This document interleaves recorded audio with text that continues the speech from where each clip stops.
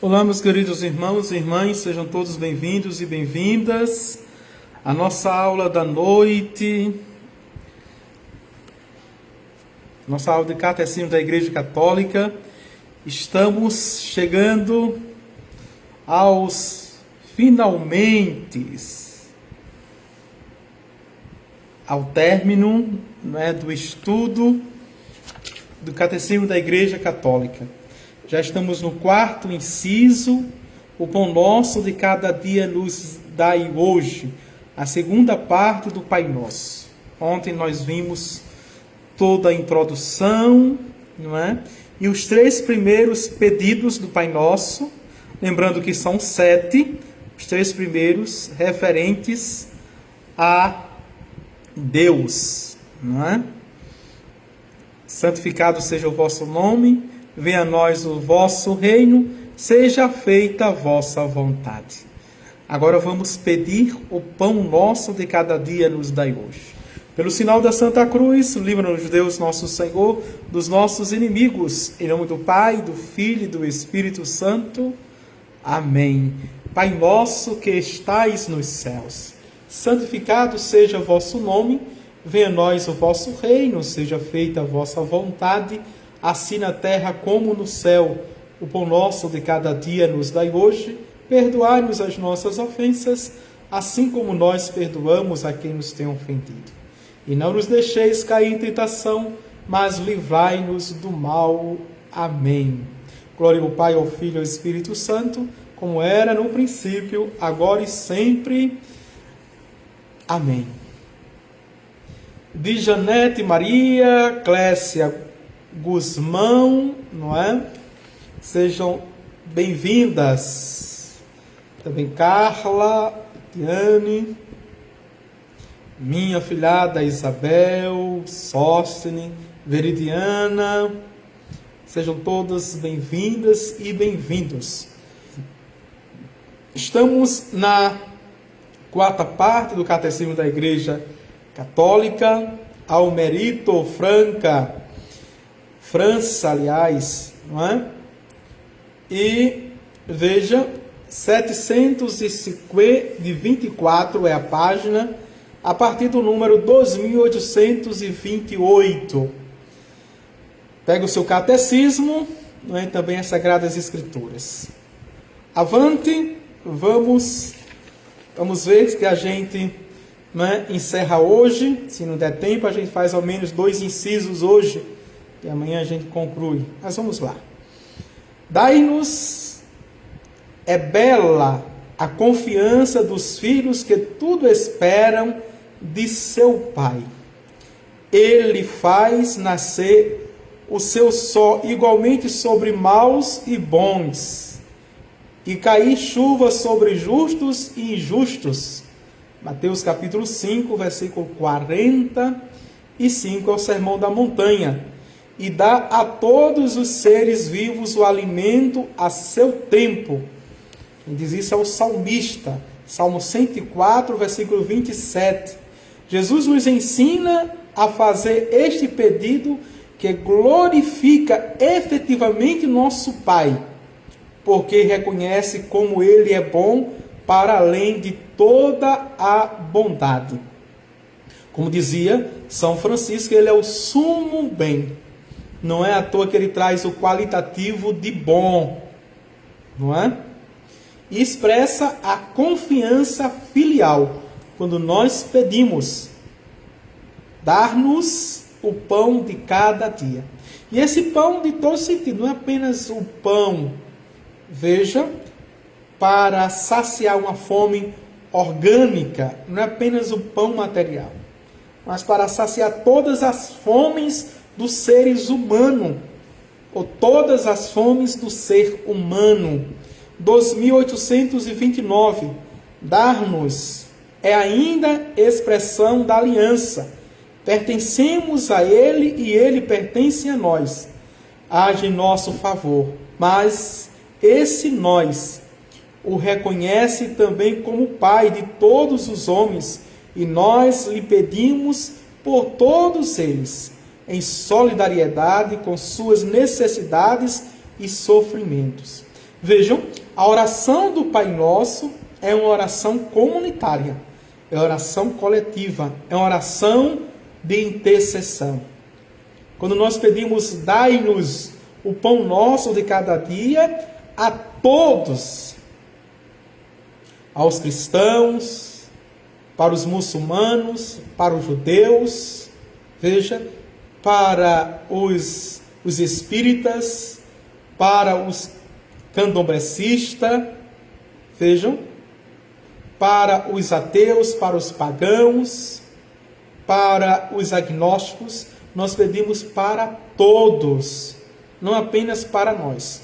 Por isso, quem reza essa simples oração já está intercedendo. A oração de intercessão é sempre no plural. Sempre no plural, certo? Você não pede apenas para os seus, para a sua família, para os seus filhos, para os seus pais, para os seus irmãos. Não, você pede para todos, sobretudo os mais necessitados, os miseráveis, os pobres, aqueles que não têm o pão material mesmo na sua casa.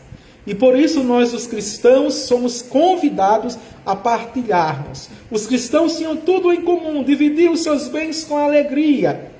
E porque eles dividiam, nenhum da vida não pode deixar de montanha. Jesus insiste nesta confiança filial que coopera com a providência de nosso Pai. E aqui é interessante, não é? O contexto já é o contexto de Mateus capítulo 6, versículos de 25 a 34. Também o Sermão da Montanha, que está, vejam, isso contextualizado em Santo Agostinho, né? Que refletindo este texto, Sermão da Montanha, diz que este Pai é um Pai bondoso. Não nos exorta a nenhuma passividade. Segundo o Tessalonicenses, capítulo 3, versículo de 6 a 13. Mas quer libertar-nos de toda inquietação e de toda preocupação. É esse o abandono filial dos filhos de Deus. Atenção para o texto de Cipriano, né? Quando faz o sermão chamado dominical. Ele diz assim: aos que procuram o reino e a justiça de Deus, ele promete dar tudo por acréscimo. Com efeito, tudo pertence a Deus, a quem possui tudo, nada lhe falta, se ele próprio não falta, veja, a Deus. E aqui de fato, é uma aliança, é um feedback, não é? É um contrato, é um pacto, é um encontro dinâmico. Deus vem ao meu encontro, eu vou ao encontro de Deus. E é uma resposta, e essa resposta é uma resposta de amor. 2831. A presença dos que têm fome por falta de pão, no entanto, revela outra profundidade deste pedido. O drama da fome no mundo convoca os cristãos que rezam em verdade para uma responsabilidade efetiva em relação aos seus irmãos, tanto nos comportamentos pessoais, como em sua solidariedade com a família humana. Este pedido da oração do Senhor não pode ser isolado das parábolas do pobre Lázaro. E aqui é interessante que tem o contexto, né? O contexto de Lucas, capítulo 16, versículo de 19 a 31. E do juízo final, Mateus 25, 31 a 34. Veja, a orante é muito sensível quando Jesus diz: eu estive fome e me deste de comer. Eu estava com sede e me deste de beber. Eu era prisioneiro e foste me visitar. Eu estava nu e me vestiste. Eu era estrangeiro e me acolheste. a totalidade do bem, a totalidade da solidariedade, da fraternidade. Em última análise, da caridade e do amor. 2832.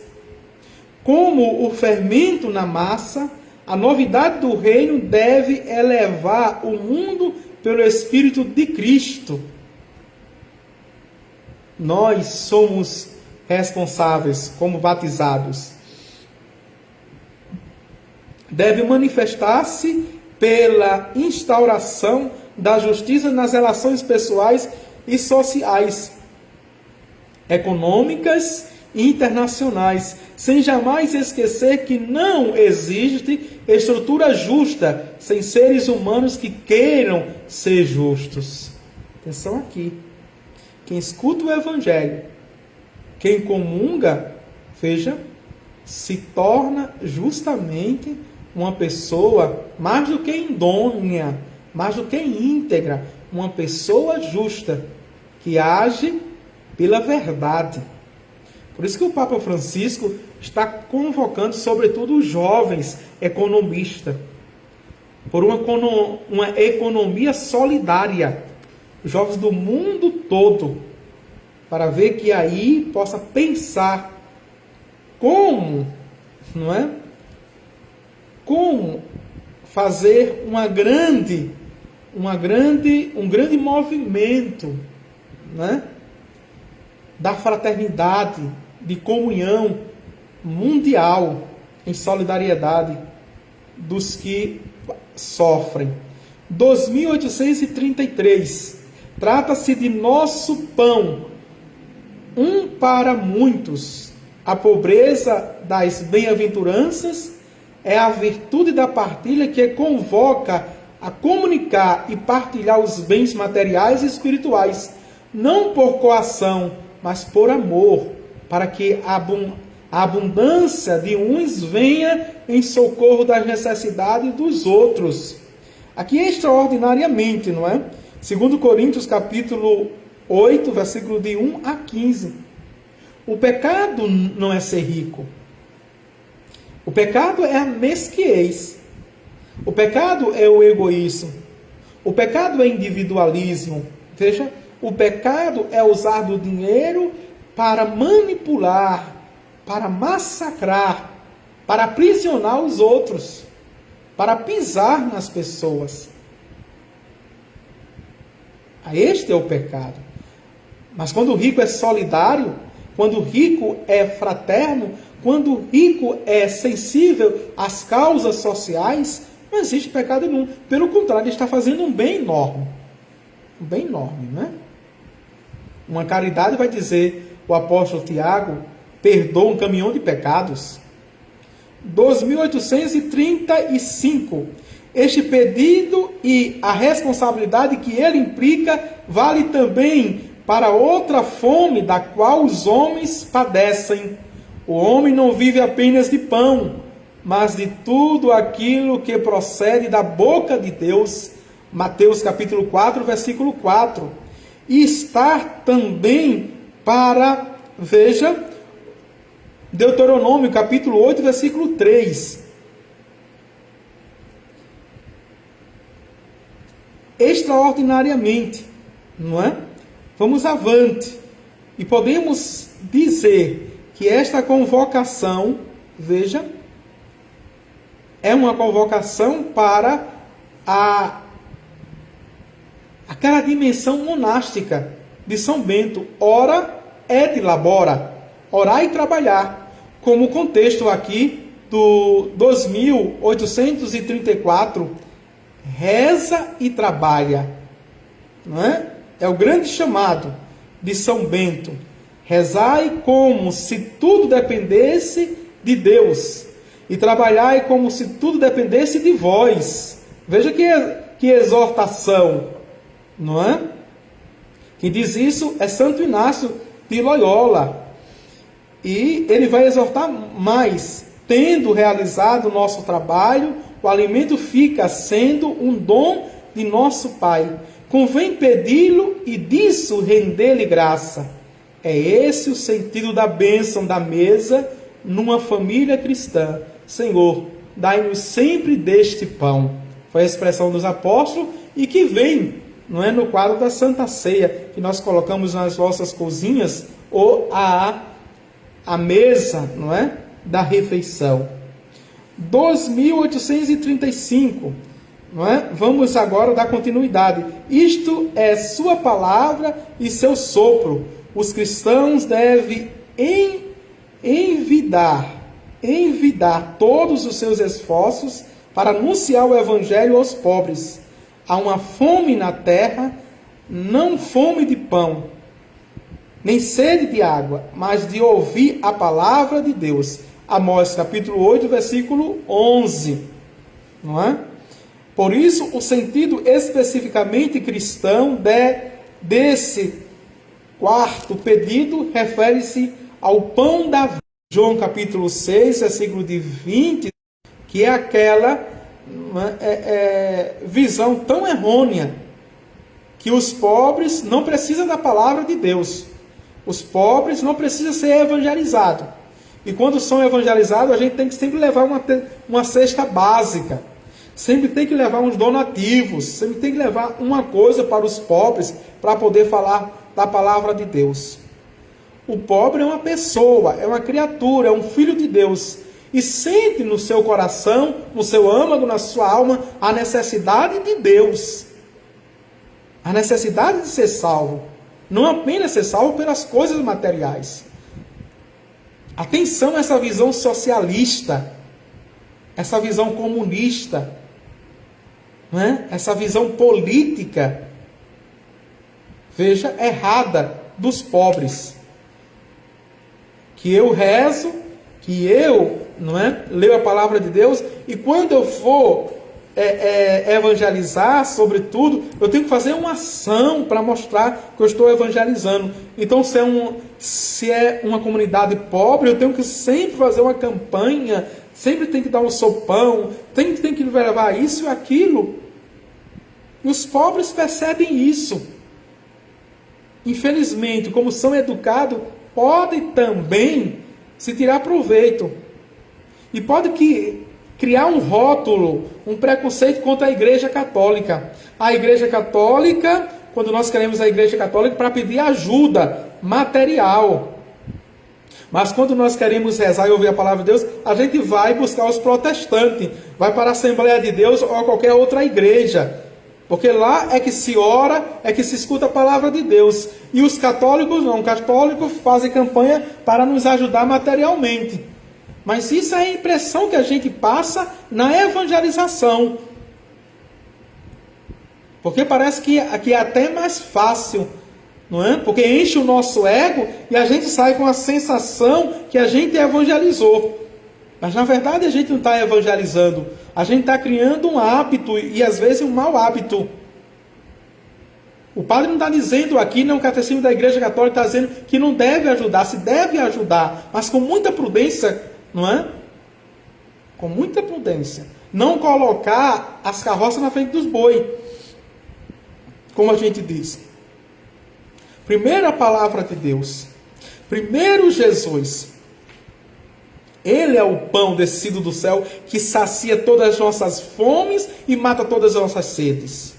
Depois vem a partilha dos cristãos como partilha, como um resultado. Não vamos entender aquele capítulo 2, versículo de 43 a 47. Os cristãos tinham tudo em comum, dividiam os seus dons com alegria.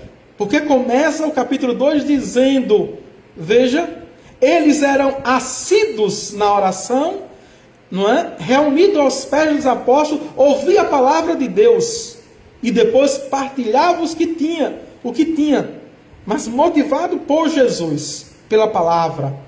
2836, hoje é também uma expressão de confiança. O Senhor nulo ensina. Vejam só, Mateus capítulo 6, versículo 34, Êxodo 16, versículo 19. Nossa presunção, Santo Ambrósio, escute só o texto. Cada dia é para ti hoje. Se Cristo está ao teu dispor hoje, todos os dias Ele ressuscita para ti. Como se dá isso? Tu és meu filho, e hoje eu te gerei. Salmo 2, versículo 7. Hoje, isto é, quando Cristo ressuscita, é o hoje de Deus, diz Santo Ambrósio. 2837. É bastante grande esse número, mas vamos lá. Vejam, de cada dia que nós pedimos, né? O pão nosso de cada dia nos dai hoje. Esta palavra epiousios, que quer dizer, ou pronuncia, epiúsios, não é usada em nenhum outro lugar no Novo Testamento. Tomada em um sentido temporal, é uma retomada pedagógica de hoje, como fala justamente o Êxodo, capítulo 16, versículo 19 a 21. Vamos avante. Para nos confirmar numa confiança sem reserva, tomada em sentido qualitativo, significa o necessário à vida, e é em sentido mais amplo, todo o bem suficiente para a subsistência. Veja como é a pedagogia, 1 Timóteo capítulo 6, versículo 8. Não é? Literalmente, epiousios, super substancial, designa diretamente o pão de vida, o corpo de Cristo, remédio de imortalidade, como diz aqui Santo Inácio de Antioquia, não é? Sem o qual não temos a vida em nós. João 6, 53 a 56.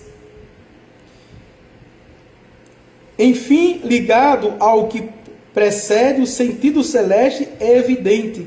Este dia é o dia do Senhor, o dia do banquete do reino, antecipado na Eucaristia, que é já o antegozo do reino que vem. Por isso convém que a liturgia eucarística seja celebrada cada dia, o pão nosso de cada dia. Então tem essas duas dimensões. A dimensão material, lembrando o Êxodo, não é? Que fazia chover o maná do céu e só podia recolher para aquele dia, porque a providência de Deus dizia que o próximo dia Deus iria mandar mais maná e cordonizes, não é?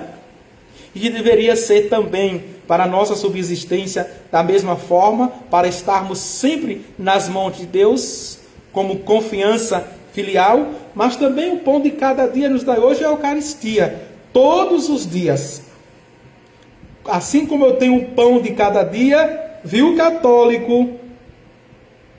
O católico que tem a oportunidade, na sua paróquia, de participar da missa todos os dias, e não participa, não é católico de verdade, está devendo alguma coisa. Não acredita ainda na confiança de Deus e não vive da providência. É errado a gente só associar viver na providência na questão material. Eu vivo na providência porque eu comungo da Eucaristia todos os dias. E ela é o sustento, do maior sustento, porque sustenta a minha alma.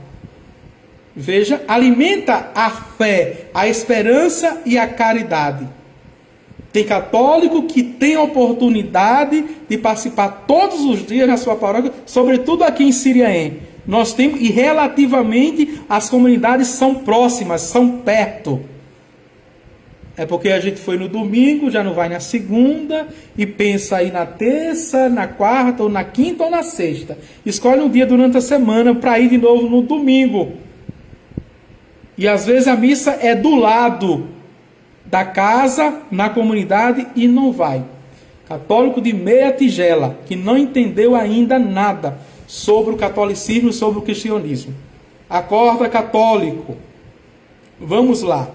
Santo Agostinho vai dizer, veja, A Eucaristia é nosso pão cotidiano. Santo Agostinho, a virtude própria deste alimento divino é uma força de união que nos vincula ao corpo do Salvador e nos faz seus membros.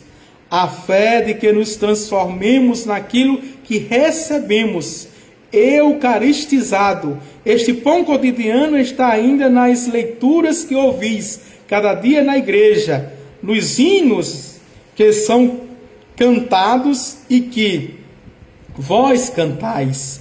Tudo isso é necessário à nossa peregrinação, Santo Agostinho. Mas também, não é? São João, Evangelista, capítulo 6, versículo 1, diz assim: o pão do céu nos exorta a pedir como filhos do céu. O pão do céu. Cristo é Ele mesmo, pão que, semeado na virgem, veja, levedado na carne, amassado na paixão, cozido no forno do sepulcro, colocado em reserva na igreja, levado aos altares, proporciona cada dia aos fiéis um alimento celeste. São Pedro Crisólogo, texto maravilhoso. Eu vou ler mais uma vez, para a gente terminar esse inciso e entrar no quinto pedido. Veja o que ele diz. Veja, Cristo é Ele mesmo o pão que foi semeado na virgem, levedado na carne, amassado na paixão, cozido no fogo do sepulcro, colocado em reserva na igreja, levado aos altares, proporciona cada dia aos fiéis um alimento celeste. São Pedro Crisólogo, maravilhoso. Este é o nosso pão cotidiano. Vamos para o quinto pedido, o quinto inciso. Perdoai-nos as nossas ofensas, assim como nós perdoamos aos que nos têm ofendido. E temos também subtítulo: perdoai-nos as nossas ofensas, depois, assim como nós perdoamos a quem nos tem ofendido. Vamos ver essas duas partes, certo? O nosso tempo, quanto estamos? Então dá 25 minutos apenas. 2838. Este pedido é surpreendente. O quinto pedido. Se comportasse apenas o primeiro membro da frase, perdoai-nos as nossas ofensas, poderia ser incluído implicitamente nos três primeiros pedidos da oração do Senhor, pois o sacrifício de Cristo é para a remissão dos pecados.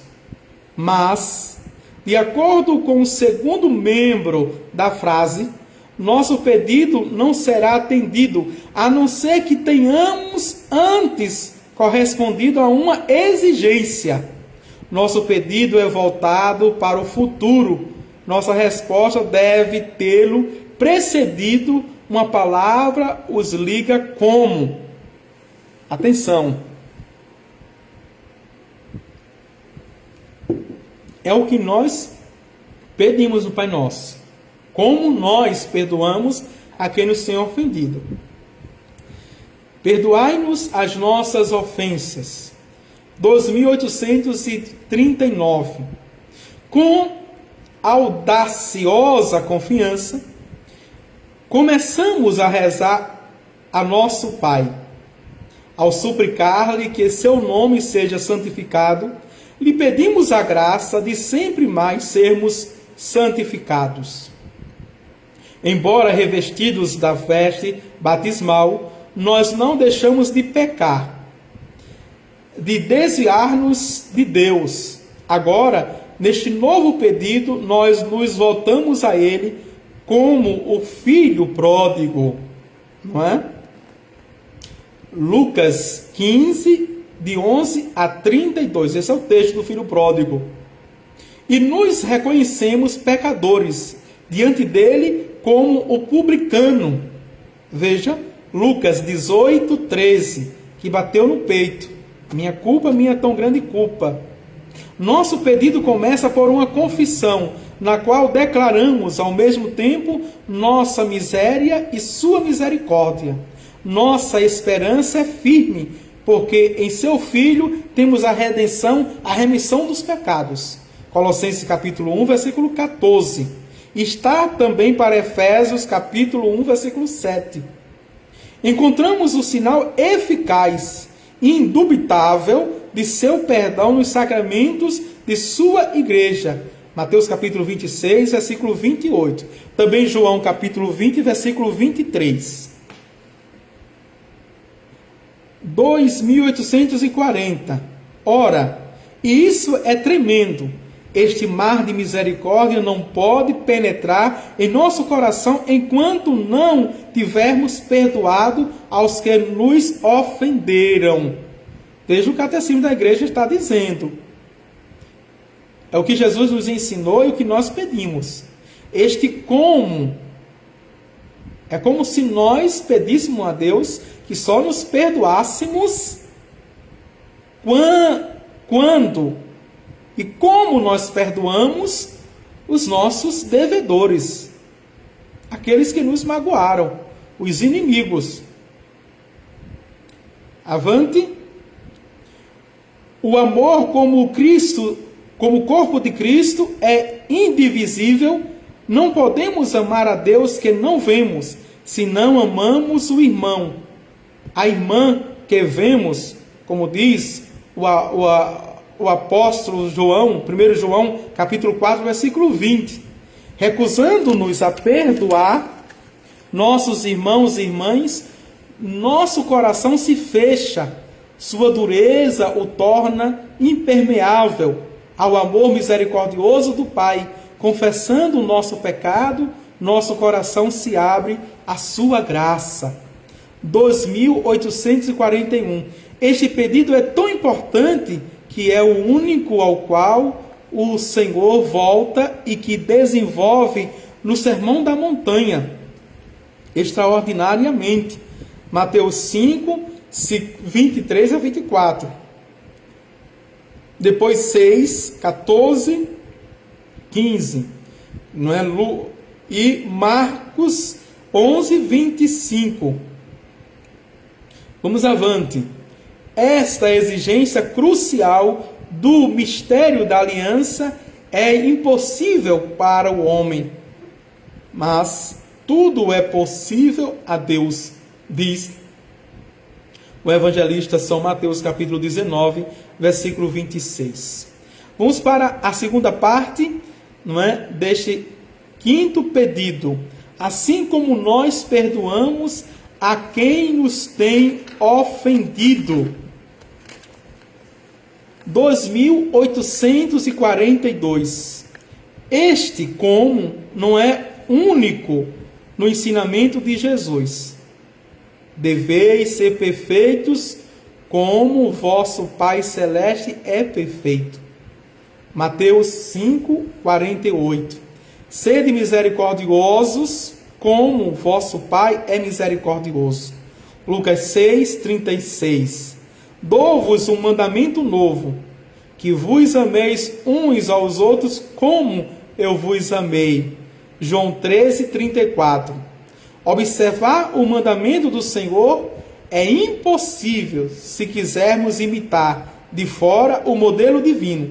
Trata-se de participar de forma vital e do fundo do coração, na santidade, na misericórdia, no amor de nosso Deus.